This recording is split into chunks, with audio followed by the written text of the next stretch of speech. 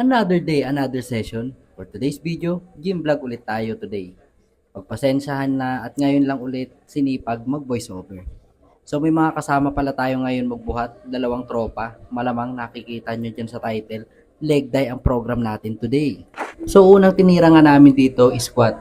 Lahat na makikita nyo dito, puro top set na. Pinauna ko na tong tropa natin na matikas pa sa matikas. Kung makikita nyo naman kung gaano kalakas mag-lower yan. Buhat ko, buhat niya. Kung anong karga ko, karga din niya. May tira din naman sa form. Labas sweat packs, wake the packs. May pagsigaw pa yan siya dyan.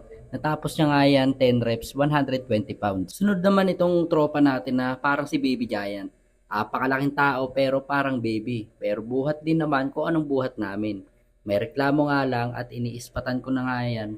Dahil first time niyan mag-squat tapos 120 pounds agad. Pero kung makikita nyo naman, kaya naman pala niya. Hinayaan ko na dyan at naka 5 reps din naman yan siya kahit papano. Di na din masama. Then ako na nga sumunod dyan. Pangalawang set ko na yung 120 na yan dyan.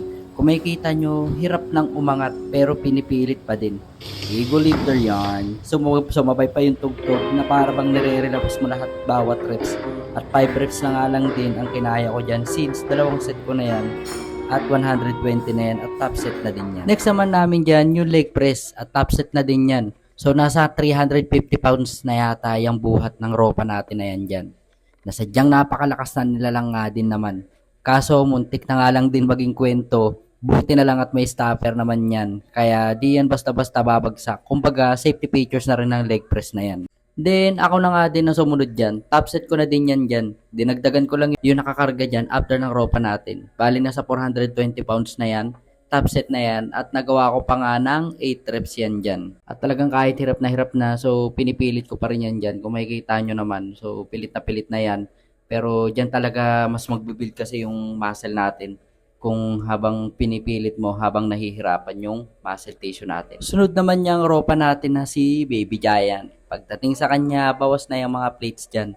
300 pounds na lang yan. At makikita nyo, nakaalalay pa din ako dyan. Siyempre, ispat lang kung sakaling di kayanin. Pero malakas pa din. Nagawa pa din mag 10 reps sa 300 pounds na yan. Solid pa din. Then, next naman natin dyan, legs extension.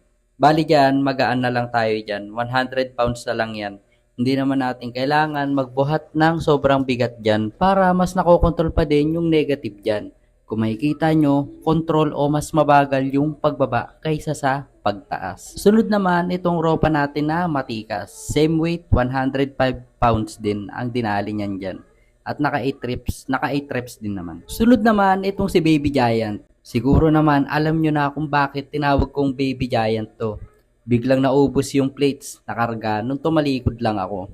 Pero yun na nga, di naman natin kailangan pilitin yung ibang tao o ropa na magbuhat ng sagad sa alam nilang kaya nila. Pero iba pa din yung buhat na sinasagad mo talaga yung sarili mo.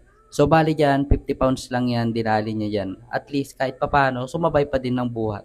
At inasar pa nga. Ang nagawa na ito, bigla na lang kinikilig pag may natuwad sa harapan.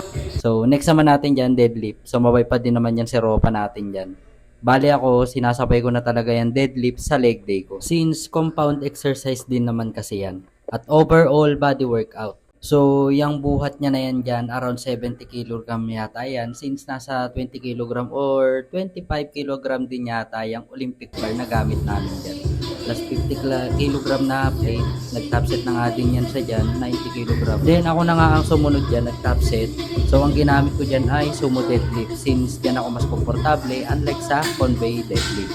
Parang naka 5 reps na lang din yata ako dyan since pang last set na din yan. Kuya! Ay, yung baby.